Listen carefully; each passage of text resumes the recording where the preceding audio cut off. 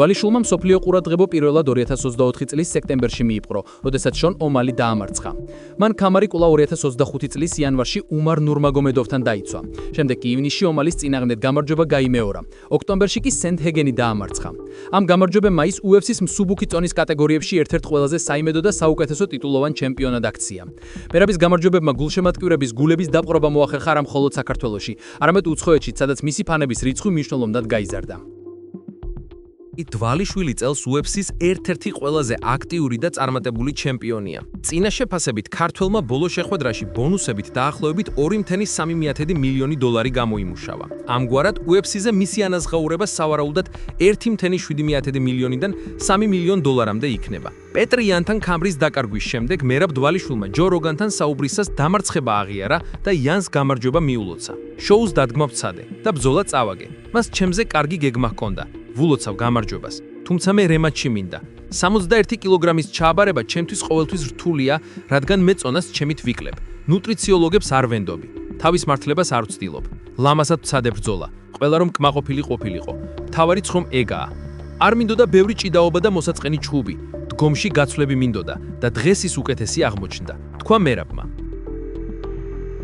იანმა შესანიშნავი დარტყმები აჩვენა.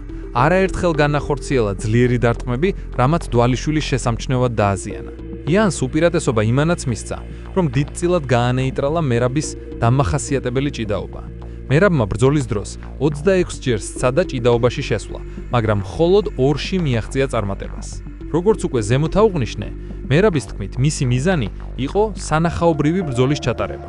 ის არ აპირებდა ბრძოლის წარმართვას მხოლოდ ჭიდაობით, როგორც ეს პირველ შეხვედრაში გააკეთა.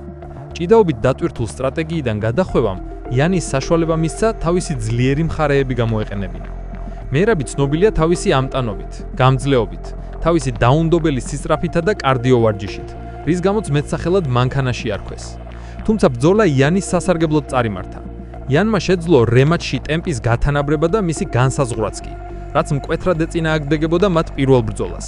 არსებითად, პეტრ იანის ტაქტიკურმა კორექტირებამ და ზუსტმა დარტყმებმა გაანეიტრალა მერაბ დვალიშვილის შეტევა და რემატჩი აშკარა დომინანტური გამარჯვება მოიპოვა, რამაც იანს UFC-ს მსუბუქი წონის ტიტულის დაბრუნების საშუალება მისცა.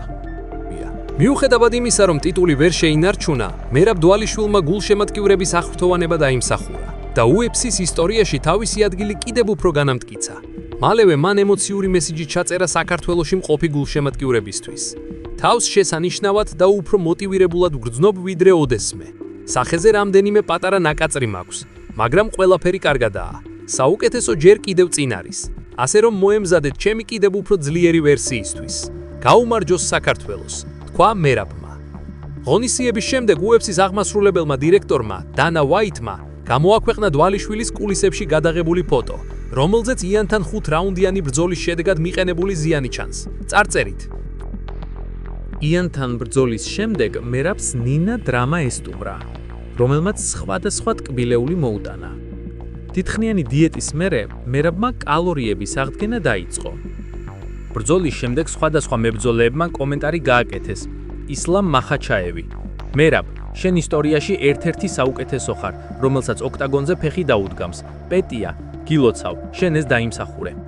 ილია თოფურია: ძმაო, ცხოვრება სავსეა მოულოდნელობებით, მაგრამ ჩვენთვის შენ ყოველთვის საუკეთესო იქნები. ბევრად ძლიერი დაბრუნდები.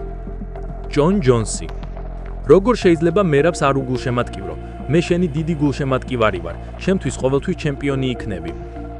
ალჯამეინ სტერლინგი: რა წელი იყო? სასირცხვილო არაფერი მომხდარა. ჩემმა ძმამ მთელი გულით იბრძოლა. ბევრი რამის გამოსწორებაზე და ცვლილებებზე უნდა ვიმუშაოთ. ვულოცავ იანს და მის გუნდს გამარჯვებას. თუ მერაბს იცნობ, იცი რომ არასდროს დანებდება და მას ეს სპორტი უყვარს. მისი მომავალი გეგმების შესახებ ვეღარ ვითმენ, ჩვენ ამ გზას კიდე ერთხელ ერთად გავივლით.